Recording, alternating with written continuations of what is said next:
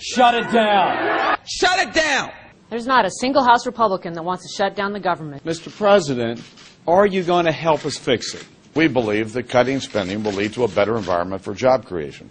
Word for word, but the clock is ticking towards a potential government shutdown on Friday midnight. Today, Republicans emerged from a closed-door meeting inside the Capitol with not so friendly tone. The president isn't leading. He didn't lead on last year's budget, and he clearly is not leading on this year's budget. We have put forward plans. We understand America is broke. And my question is, Mr. President, are you going to help us fix it? But outside the Capitol, Tea Party activists were calling for the shutdown.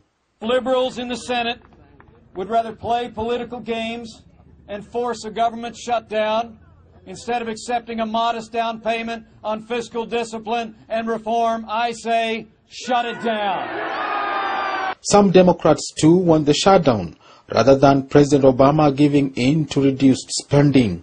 But I'm going to stand and fight for values, and we're going to pull together.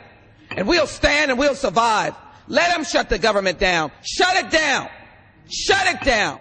But the president is willing to compromise in order to end the stalemate. Problem is, Republicans keep shifting goalposts. Now, after weeks of negotiations, we've now agreed to cut as much spending as the Republicans in Congress originally asked for. I've got some Democrats mad at me, but I said, you know what? Let's get past last year's budget. Let's focus on the future.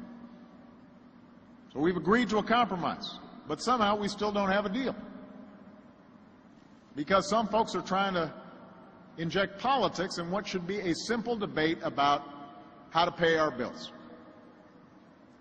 I mean, there's stuff in all kinds of issues in there, abortion and the environment and health care. And, you know, there are times to have those discussions, but that time's not now. Right now we need to just make sure that we pay our bills and that the government stays open.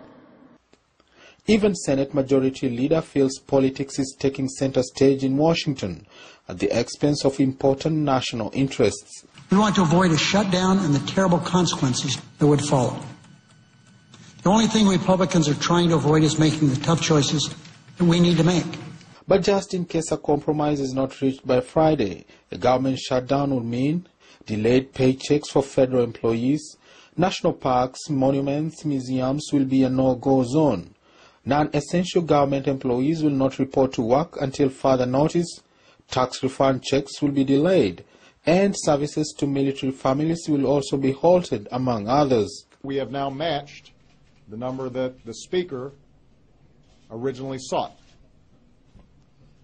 The only question is whether politics or ideology are going to get in the way of preventing a government shutdown.